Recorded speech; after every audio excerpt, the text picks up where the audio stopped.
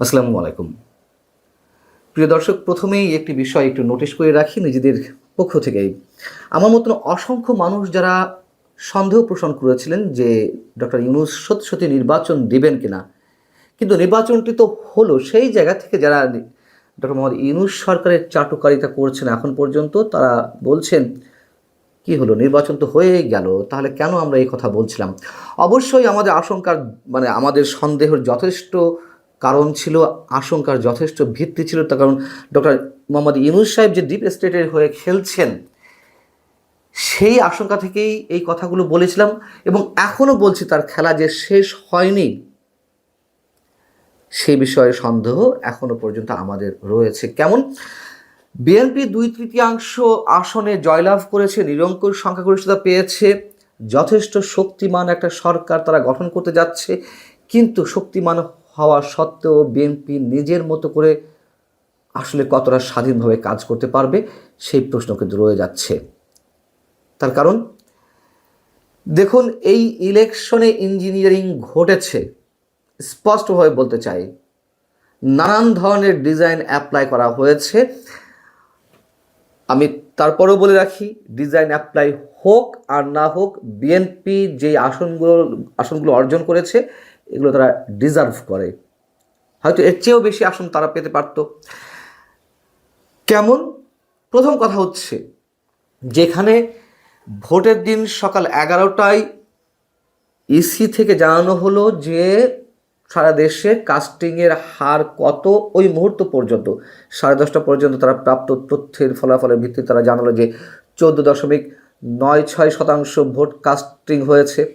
পরবর্তীতে 1 ঘন্টা পর জানানো হলো যে 11:30 পর্যন্ত কাস্টিং হয়েছে 32.88%। তাহলে 4:30টায় যখন ভোট শেষ হলো, তাহলে 5:30টায়, 6টায়, 7টায়, 8টায় রাতে কেন টোটাল কাস্টিংয়ের হারটি জানানো গেল না? এর আগের নির্বাচনগুলোতে আমরা দেখেছি ফলাফল পেতে একটু দেরি, একটু তাড়াতাড়ি, যেভাবেই আমরা পাই না কেন, কাস্টিংয়ের বিষয়টি তো নির্বাচন কমিশন সচিবালয় থেকে ভোট শেষ হওয়ার মোটামুটি ঘন্টাখানেক বা ঘন্টা দেড়েকের মধ্যে জানিয়ে দেওয়া হয় সবসময়।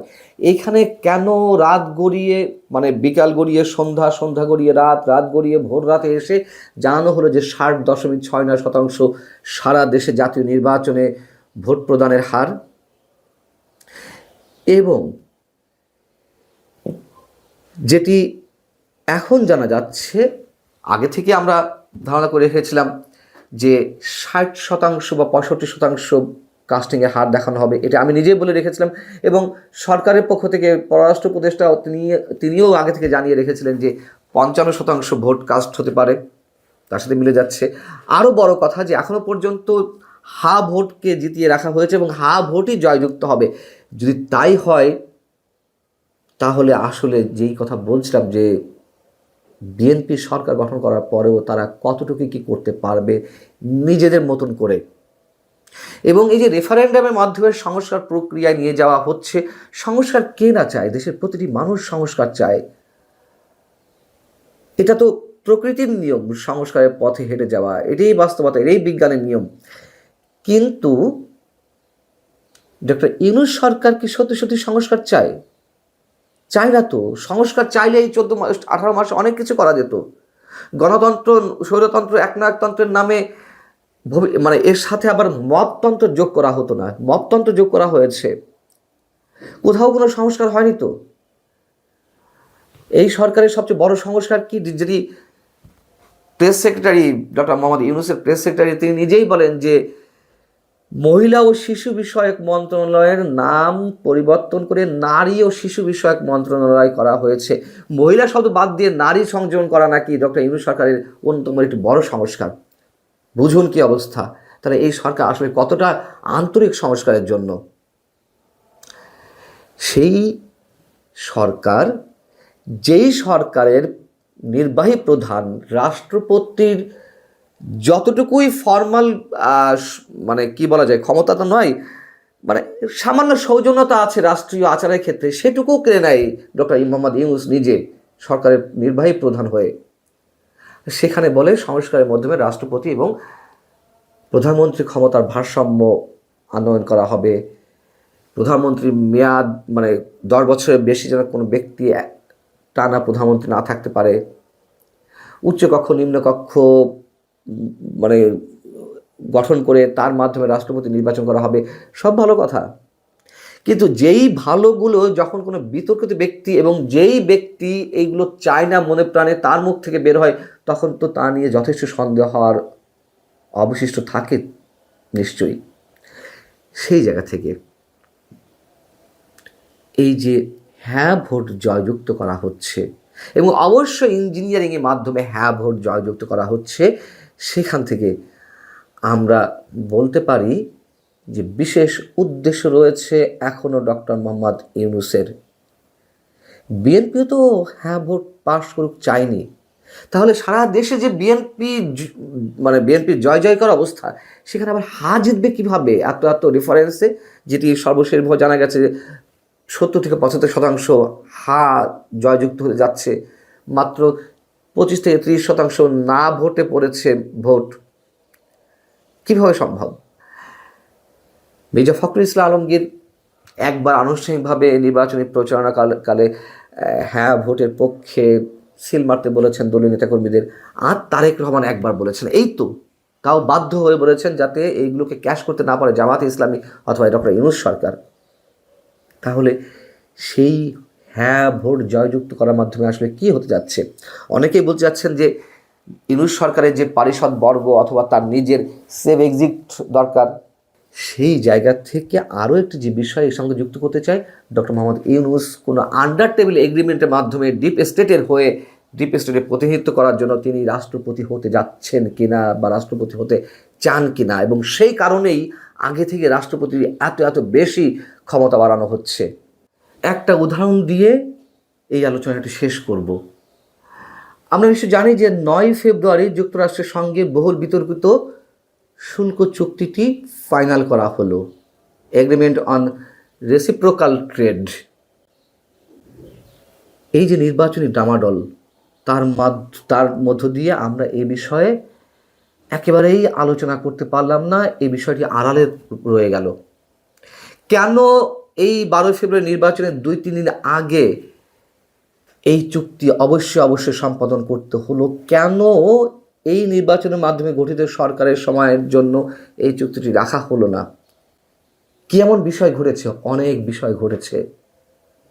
এবং কি এমন শুল্ক কমানো হলো যে এই চুক্তিটি করতেই হলো তাড়াহুড়া করে? মাত্র 1% কমানো হয়েছে। এর আগে 37% শুল্ক আরোপ করা হয়েছিল বাংলাদেশ থেকে যেসব পণ্য যুক্তরাষ্ট্রে যায় সেই সব পণ্যের উপরে। পরবর্তীতে শুধু ডক্টর ইউনূস সরকার নয়, অন্যান্য আরও অনেক দেশের সরকারের সঙ্গে যেমন বোঝাপড়া করে কথাবার্তার মাধ্যমে শুল্ক কমিয়ে আনা হয়েছে। বাংলাদেশের ক্ষেত্রেও 37% থেকে 20% নামিয়ে আনা হয়েছিল। এই 9 তারিখে কী হলো? মাত্র 1% শুল্ক কমানো হলো, 20% থেকে 19% করা হলো। তাতে আমরা কি করলাম? আমাদের তো হাত পা বেঁধে ফেলা হলো এই চুক্তির মাধ্যমে। কি বলা হচ্ছে এই চুক্তিতে? এই চুক্তির মাধ্যমে এমন বাধ্যবাধকতা তৈরি করা হয়েছে যার ফলে বাংলাদেশের প্রতিরক্ষা, জ্বালানি এবং ডিজিটাল খাতে যুক্তরাষ্ট্রের প্রভাব বাড়বে। 14টি বোয়িং বিমান কেনার শর্ত যুক্ত করা হয়েছে, যেই বিমানের দাম 37,000 কোটি টাকা। আমরা কেন এই মুহূর্তে 37,000 কোটি টাকা দিয়ে 14টি বিমান কিনবো, যে 19টি বা 22টি বিমান বাংলাদেশে রয়েছে তারই যথাযথ ব্যবহার নেই? আর তারপরেও বড় কথা হচ্ছে, যদি বিমানের বহর আরও বাড়াতে হয় সেই জায়গায় তো প্রতিদ্বন্দ্বিতামূলক বাজার নিজেদেরই সৃষ্টি করতে হবে যাতে আমরা একটা লাভজনক অবস্থায় থাকি। ফ্রান্সের যে এয়ারবাস কেনারও কথাবার্তা হচ্ছিল, তা তো একেবারে সে আলোচনা ছিটকে পড়লো। এখন বাধ্যবাধকতার মধ্য দিয়ে 14টি বোয়িং বিমান কিনতে হবে 37,000 কোটি টাকার দিয়ে। এই চুক্তি অনুযায়ী বাংলাদেশ এমন কোনো দেশ থেকে পারমাণবিক চুল্লি, জ্বালানি বা সমৃদ্ধ ইউরেনিয়াম কিনতে পারবে না যাদের যুক্তরাষ্ট্র তার স্বার্থের জন্য ঝুঁকিপূর্ণ মনে করে। মানে যুক্তরাষ্ট্রের জন্য যে রাষ্ট্রগুলো ঝুঁকিপূর্ণ, সেখান থেকে এই ধরনের জিনিস কেনা যাবে না বা চুক্তি করা যাবে না এইসব ব্যবহারের জন্য, যেমন রাশিয়া, চীন। তাহলে বাংলাদেশে এই মুহূর্তে সবচেয়ে বড় বিনিয়োগের জায়গা থেকে বা বিশেষ করে পারমাণবিক ক্ষেত্রে অ্যাটাচমেন্টে কে আছে বাংলাদেশের সঙ্গে? রাশিয়া। পারমাণবিক বিদ্যুৎ কেন্দ্র রয়েছে আমাদের, এবং তারাই সব কিছু করে দিচ্ছে, মানে লজিস্টিক সাপোর্ট বা নির্মাণের ক্ষেত্রে। সেই রাশিয়ার সঙ্গে আমরা ভবিষ্যতে কিছু করতে পারবো না? কি অদ্ভুত বিষয়। আর কি বলা হচ্ছে, চুক্তির 4.3 অনুচ্ছেদে বলা হচ্ছে বাংলাদেশ চীন বা রাশিয়ার মতো নন মার্কেট দেশ অর্থাৎ যুক্তরাষ্ট্রের সংজ্ঞায় চীন রাশিয়ার সঙ্গে কোনো মুক্ত বাণিজ্য বা অগ্রাধিকারমূলক অর্থনৈতিক চুক্তি করতে পারবে না। যদি করা হয় তাহলে শাস্তি হিসেবে যুক্তরাষ্ট্র আবারও তার ওই যে 37% শুল্ক ওটি পুনরায় আরোপ করতে পারবে। মানেটা কি দাঁড়ালো? বোঝা যাচ্ছে বিএনপি কিসের মধ্যে যাচ্ছে, বিএনপিকে কিসের মধ্যে বেঁধে ফেলা হয়েছে ডক্টর ইউনূস সরকারের এই চুক্তির মধ্য দিয়ে। চুক্তির আরেকটি ধারায় বলা হয়েছে যুক্তরাষ্ট্র যদি জাতীয় নিরাপত্তা রক্ষায় সীমান্ত ও বাণিজ্যিক ব্যবস্থা নেয় তাহলে বাংলাদেশকেও তাদের সঙ্গে তাল মিলিয়ে রেখে পরিপূরক বিধিনিষেধ গ্রহণ করতে হবে। অর্থাৎ বড় শক্তিগুলোর দ্বন্দ্বে বাংলাদেশ নিরপেক্ষ থাকতে পারবে না। যুক্তরাষ্ট্রের নিষেধাজ্ঞা বা বাণিজ্য যুদ্ধে বাংলাদেশকে কার্যত তার পক্ষে অবস্থান নিতে হবে। অর্থাৎ ভূ রাজনৈতিক দিক থেকে চরম একটি ঝুঁকিপূর্ণ অবস্থার মধ্যে বাংলাদেশ চলে গেল এই চুক্তির মাধ্যমে। বাংলাদেশ চলে যাওয়া মানে বিএনপি যে ব্যাপক সংখ্যাগরিষ্ঠতা নিয়ে সরকার গঠন করতে যাচ্ছে তার হাত পা আগেই ছেড়ে ফেলা হয়েছে। অতএব ডক্টর মোহাম্মদ ইউনূস সংস্কারের নাম করে রেফারেন্ডামে হ্যাঁ জয়যুক্ত করে তিনি যে রাষ্ট্রপতি হতে যাচ্ছেন না তারই বা শিরোটি কি? আগেই বলছিলাম যে একটা গোপন সমঝোতার মাধ্যমে অন্য কোনো তৃতীয় শক্তির মাধ্যমে তিনি রাষ্ট্রপতি হবেন বা তাকে রাষ্ট্রপতি করা হবে, এই ধরনের কোনো চুক্তিতে বিশেষ কেউ আবদ্ধ হয়ে আছে কিনা সেটি এখন প্রশ্ন।